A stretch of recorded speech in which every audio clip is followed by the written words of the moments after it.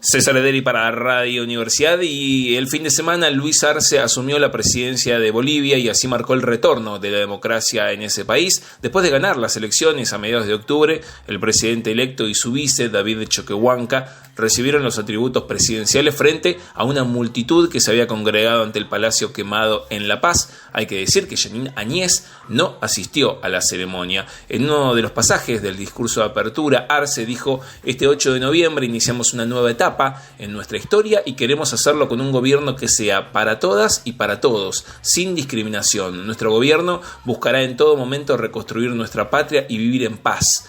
En este camino la democracia es un valor fundamental de los pueblos". Nosotros desde Radio Universidad nos pusimos en contacto con Fernando Molina, él es periodista boliviano, es colaborador del País de Madrid, para hacerle distintas preguntas para que él pueda contarnos de primera mano qué es lo que se vivió, ¿no? Bueno, vamos a ir con la primera. ¿Qué te pareció el discurso de asunción del flamante presidente? ¿Y qué rescatás, ¿no?, como mirada no solamente en el presente, sino a futuro? El discurso de Luis Arce llamó la atención justamente porque no hizo ninguna mención a Evo Morales.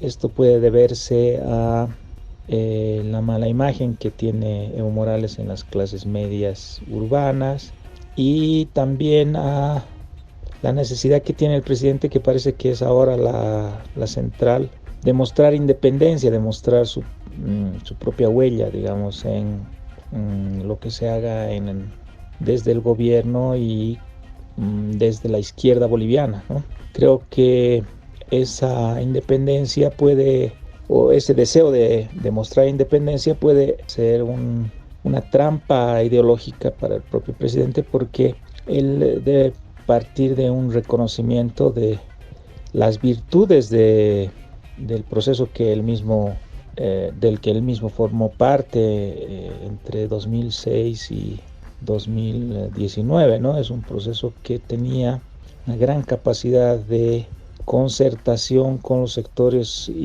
populares, los sindicatos, los movimientos sociales que formaban parte del MAS, y el independizarse de estos movimientos seguramente recrudecería la falta de gobernabilidad ya existente en el país por los ataques desde el otro lado, que es el antimasismo, que es muy virulento también.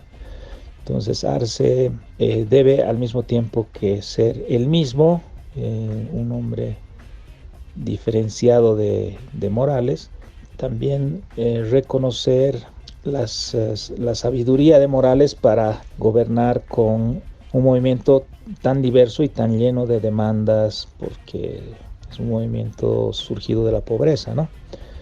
Veremos cómo se desenvuelve eso.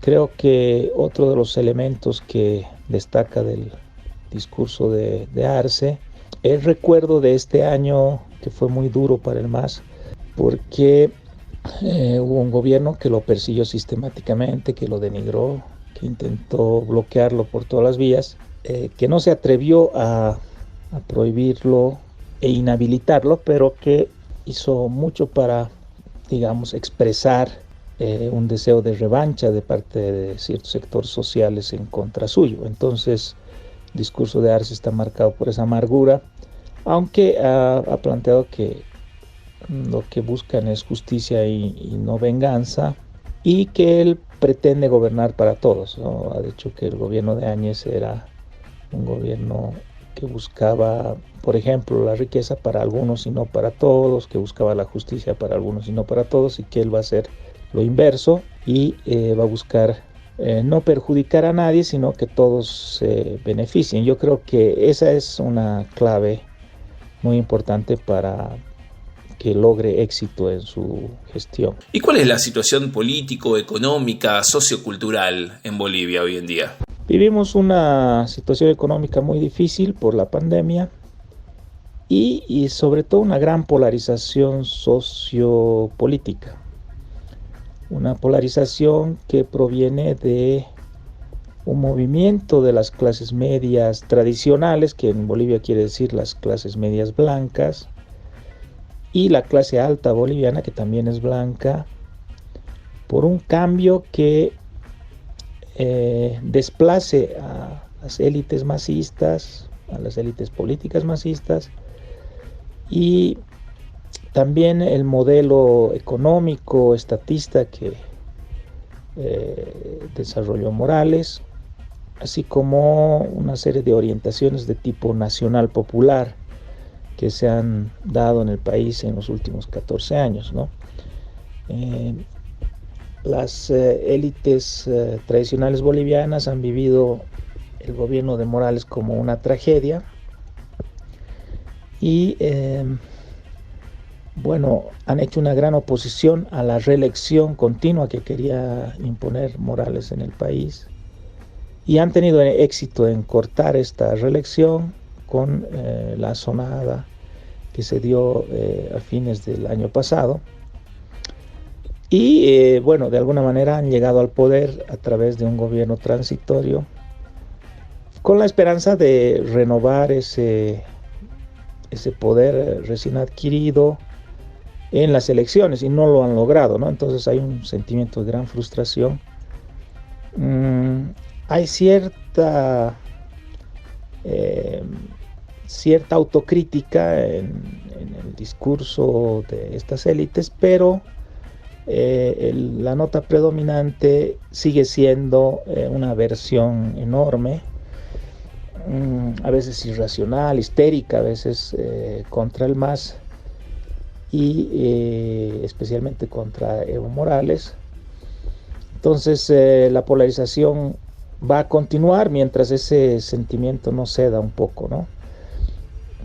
Dependerá de Arce y de Choquehuanca si son capaces de poner paños fríos, si son capaces de disminuir las bases, las fuentes de ese discurso antimasista virulento, de aislar a los sectores extremistas y de acercar a los sectores más moderados.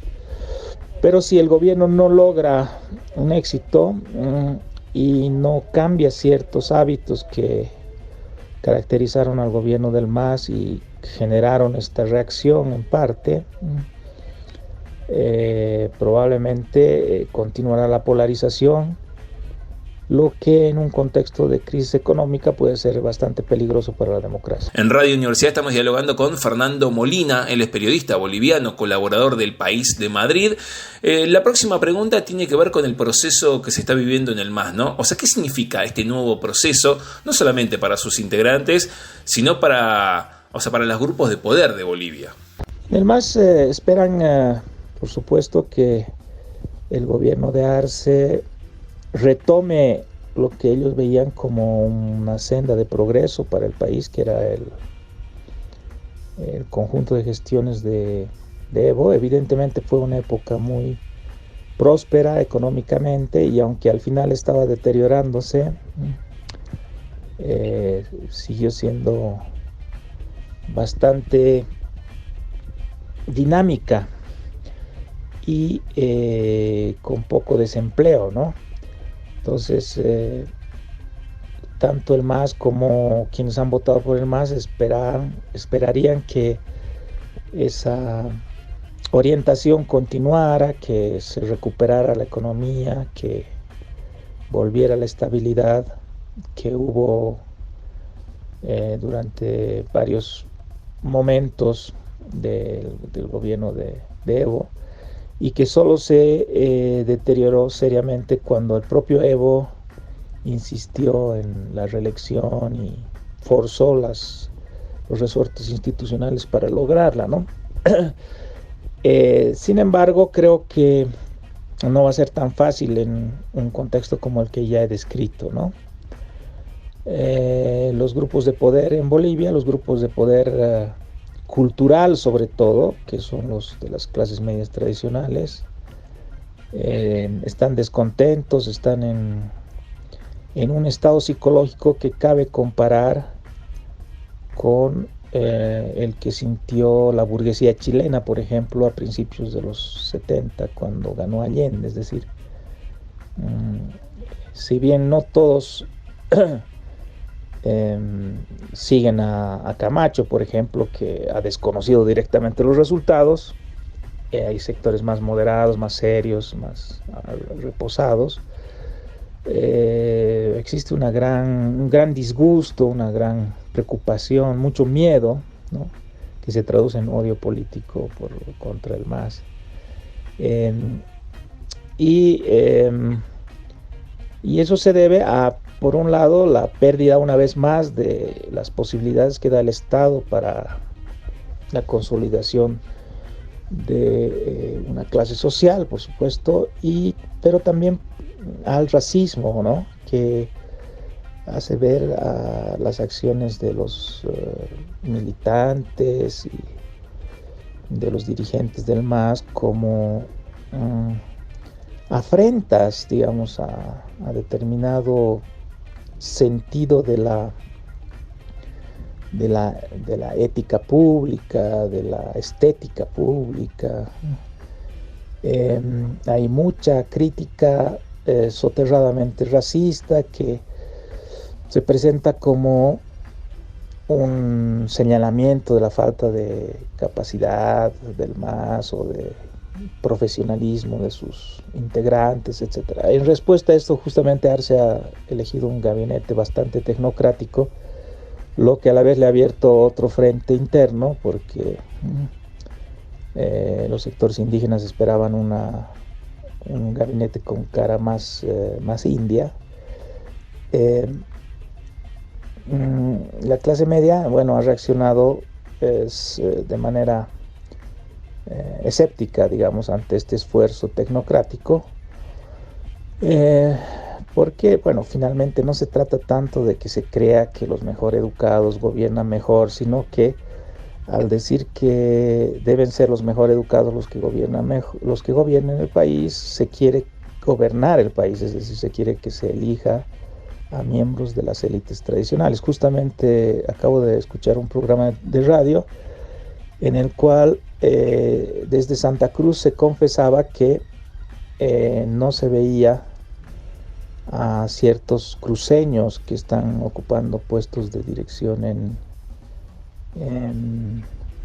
el gabinete como cruceños, porque no eran de las familias tradicionales de la élite, ¿no? Y casi como si fuera una segunda parte de la pregunta anterior, ¿qué significa el regreso de Evo Morales a Bolivia? No solamente para todos los bolivianos, sino para toda Latinoamérica. Bueno, eso va a depender de la posición que cada uno tenga en el panorama político, ¿no? Aquí en Bolivia el retorno de Evo Morales es una ocasión de regocijo para ciertos sectores y de gran oprobio, de gran malestar para otros.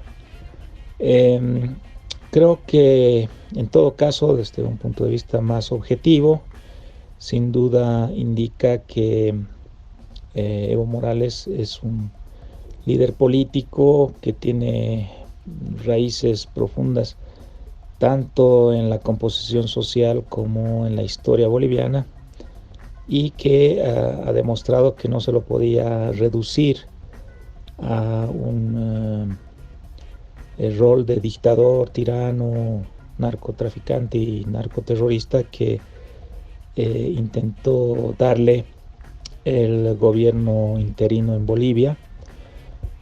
También está dando una lección, un mensaje de fortaleza popular a quienes dentro de su partido creyeron que el ciclo de Evo había terminado, y está mostrando que todavía tiene bastante